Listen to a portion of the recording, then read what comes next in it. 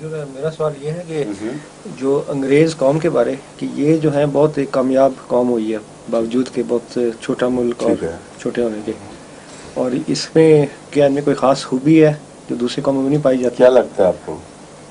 خوبی تو ہے ایسی ہیں؟ کچھ ہے، مگر کیا ہے جو آپ کا کیا خیال ہے؟ میرا خیال ایک تو آرگنائزڈ آرگنائزیشن کی بڑی وہ تو جرمن بڑے آرگنائز ہیں، ان سے زیادہ آرگنائز ہوتے ہیں وہ. عدل کا ان کا ایک زمانے میں ہے تھا ان کا بڑا عدل اور انصاف کا. یہ اصل میں جتنی بھی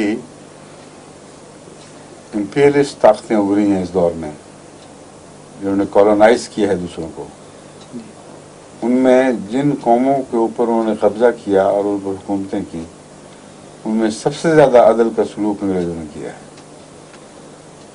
اس کے تاریخ گواہ ہے، اس میں کوئی بھی شک نہیں، گنجائش نہیں. یعنی اب بحیثیت ایک حاکم کے انہوں نے یقیناً استحصال کیا ہے. کوئی حاکم بھی دنیا میں کسی اور جگہ حکومت کے شوق میں جا کے حکومت نہیں کرتا بلکہ استحصال کرتا ہے. ایک زمانہ ایسا تھا گزشتہ تاریخ کے دور میں جہاں قومی اقتصادی محرکات کی بجائے ایک بادشاہ کی آنا اور اس کی یہ تمنا کہ میں حاکم بن جاؤں سب دنیا کا، یہ اس کو بڑے بڑے حملوں پر مجبور کر دیا کرتی تھی. جس طرح سکندر اعظم نے قوم کی اقتصادی حالت کی خاطر وہ دنیا فتح نہیں کی، جی بلکہ اس زمانے میں ایک بڑے بڑے بادشاہوں کی انا کا ایک حصہ تھا. جتنا بڑا ملک کسی کو نصیب ہوگا اتنا بڑا بادشاہ بنے گا، تو پھر جی سب دنیا میں تخت تاراج کرتے پھرتے تھے. یہ وہ دور نہیں ہے.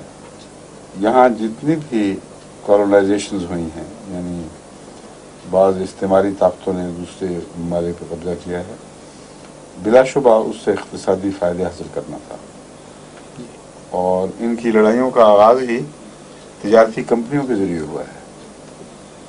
ایسٹ انڈیا کمپنی اور اس کے بغال پہ فرینچ کمپنیز جو تھیں، اسی طرح مختلف ان کے آپس کے تجارتی مفادات تھے. جب وہ ٹکرائے ہیں پھر فوج کشیاں ہوئی ہیں، اس کے بعد پھر کالونائزیشنز ہوئی ہیں.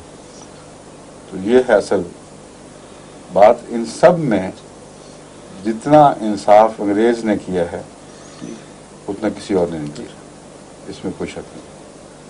بلکہ جب انگریزی حکومت ختم ہوئی تو کئی لوگ مدت تک یہی یاد کرتے رہے کہ آزادی تو مل گئی ہے مگر انصاف اٹھ گیا. جی اور